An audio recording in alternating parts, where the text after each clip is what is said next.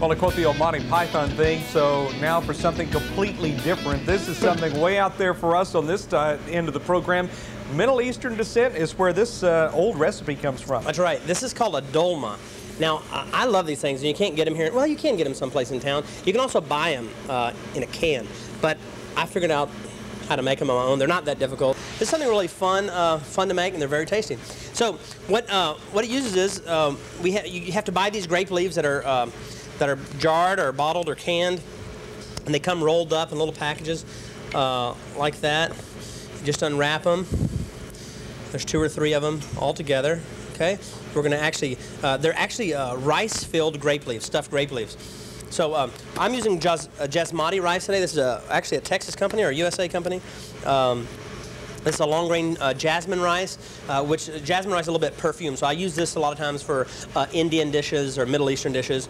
A little touch of allspice, some minced onion, some fresh lemon, fresh mint, and fresh dill. I'm going to use about a 1/4 cup of olive oil. Okay, and a 1/4 cup of minced onions. Get that going there. And we're just going to half cook this rice.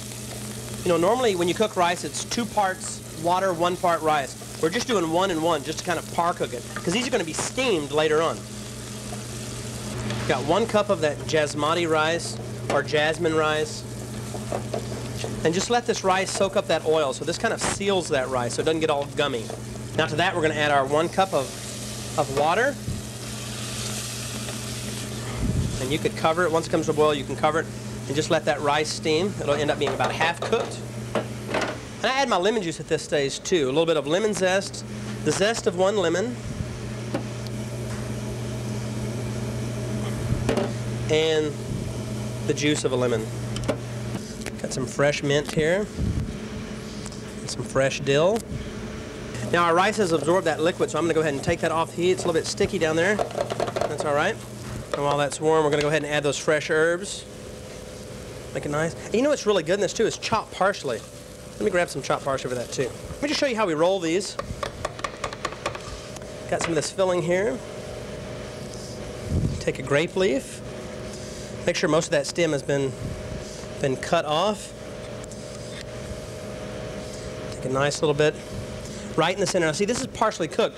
So when you roll these, make it very nice and tight, and then they expand when you cook them. So there's another step to cooking this, or you say? Right, we're going to steam this. We're going to steam these. Got it. You don't have to put a lot of rice in the middle there, you know, just enough to get it nice and tight. Now I've set myself up a steamer here. Now you can use whatever works at home. I'm going to put some more of these in here. Okay. Okay, now these I've been steaming for about 30 or 40 minutes, and these should be ready. So now we're just going to plate these. I just plate these on a simple round plate. Should be nice and tight here. And I like to finish these with a little olive oil and lemon juice. All right, Mike, let's try one of these. Get one of these bad boys. Christopher, this is out there for me, but it's okay. I've sampled some before that I thought were borderline and turned out great. Have you ever tried these before? No. Never, ever. Really? No, I've never had. It's like beets. I don't like beets because I've never eaten beets. Well, there you go. Yeah, I know. That sounds crazy. Just have a bite of that. Now, I know it's different, but it's really tasty. Yeah, it's just something different, new for me. You can eat them with your fingers, too.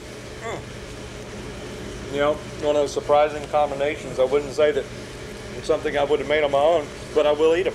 And it's great as part of a, like I said, a larger buffet setting, especially if you have some sort of a Middle Eastern theme. Maybe not for a main course, but certainly for a creative hors d'oeuvre or appetizer. You might try this, and if you'd like to access the recipe, it's online at kbtx.com.